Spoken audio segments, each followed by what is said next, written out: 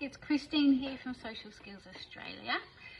Just dropping in to talk about something we often get asked by parents during our discovery calls. So sometimes people will say to us, I'm not sure if my teen has anxiety, if they have autism, or if it's ADHD, or maybe a combination of all three. So here's the thing, often from a social point of view, the symptoms really do overlap. So some symptoms of anxiety can be avoidance, certainly not wanting to do things that you would hope that they would do. There can certainly be physical symptoms of anxiety for sure.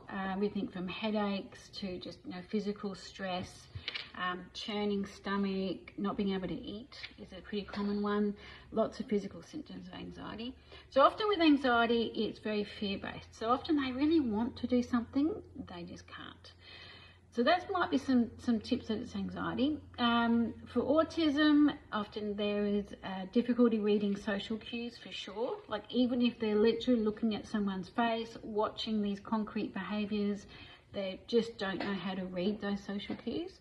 Literal thinking for sure, taking everything very literally, really missing a lot of the unwritten rules. So there's a lot of things we kind of assume in the social world.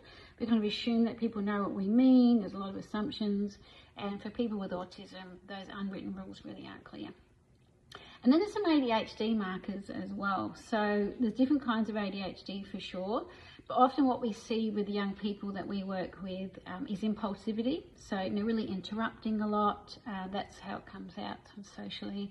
Often missing details. So sometimes ADHD can be described as almost having the volume dial turned all the way up and then all the way down and then all the way up and then all the way down.